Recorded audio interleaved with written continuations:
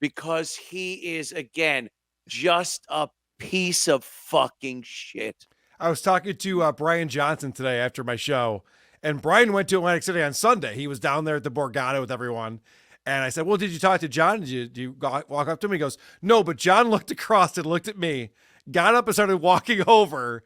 And I was like, oh, John's going to come over and say hi to me. And then he stopped, turned around, and walked back to his stool. So I don't know what's going on in his head. He's like, wait, is this a friend of foe? Hold on. I know I've seen this guy on the internet. I think he was on Kevin Brennan's show. I better not talk to him. He probably doesn't like me. Is that Santa Claus? I'm not sure. Right, Santa Claus.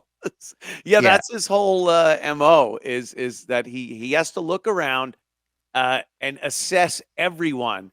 Do they hate me with a passion, or do they just tolerate? There's no one that likes him, so he has to actually think: would this person tolerate me being around them for a minute or two for some small talk?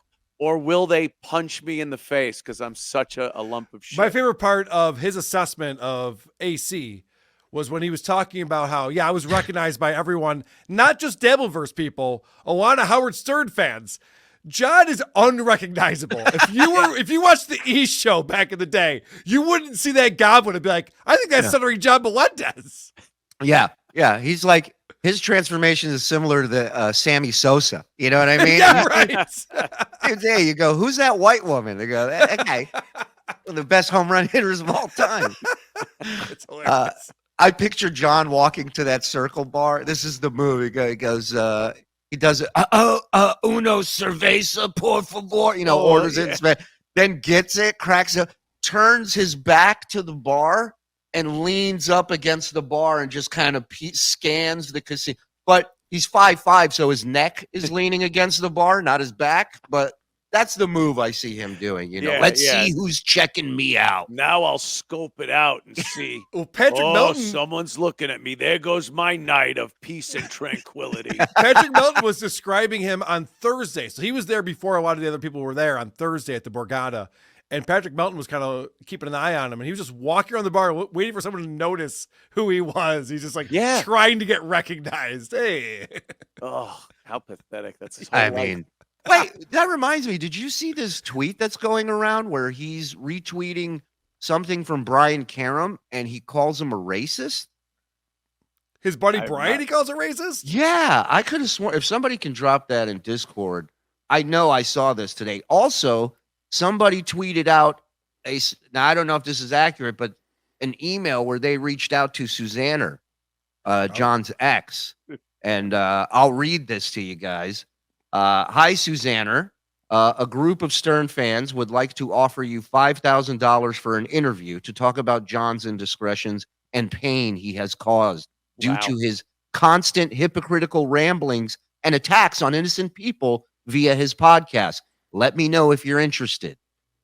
Wow. And then there's a reply. Now, I don't know if this is actually from her, but this is what she writes. I'm going to have to pass on this. You are so kind to offer me this opportunity. I appreciate and wish you all well. Can't believe anyone even remembers me. Thank you, Susanna. So, so here's the tweet. Mental decline is a hell of a thing. And then he retweets and says, racist prick. Now, I don't know what the link is to that story. Maybe he's commenting about the story that he's tweeting about, but it looks like he's calling Brian Karam a racist prick. Yeah. So I was like, what the hell? What's going on here? Now, as far as the Susanna email, I got to say, like, if you're going to reach out, which I don't think really anybody should, but I'll reach out now since somebody already made contact. You tell me your number, Susanna, and we will do an honest and fair interview. I'm not looking for you to shit all over the guy. Just come, you give us a number. We will make that number a reality. What do you think of that? I love it. I'm happy to pitch in on that. Also, I want to talk to Aaron. That would be a great take. I would like to hear that. I want to talk to Aaron because it recently came out that Aaron reached out to John. So Aaron is Susanna's new husband. Aaron reached out to John and said, hey, John, don't talk about us or the family ever again. I love you, Bob. And John's response was to block Aaron.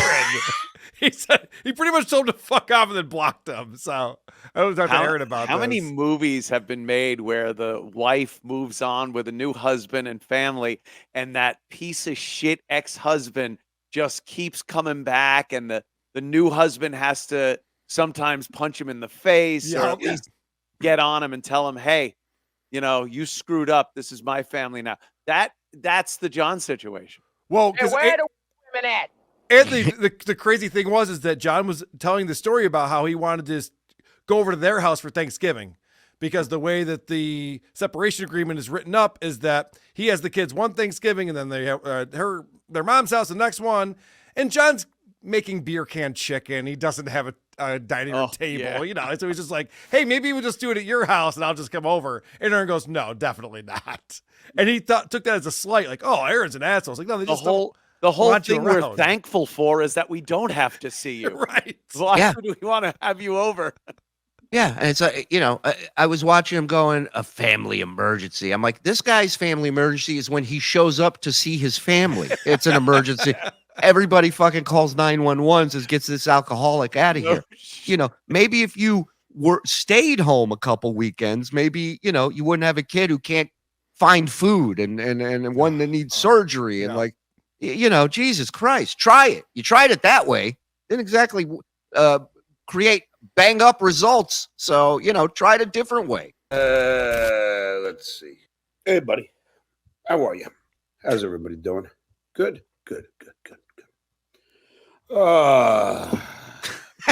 Again, the only guy I know that's winded from hitting go live with a mouse. Yeah. He's just exhausted. That's great. School. Wonder what's in there. Oh, wow. Nothing like some OJ in the morning. That's how I drink OJ. God. Okay. Yeah. Anybody do a fucking chugging contest with orange juice? This guy's a ringer, dude. I put a wrench through the bottom of it and then pop the top. Hey, hold my feet while I do a headstand and drink this orange juice.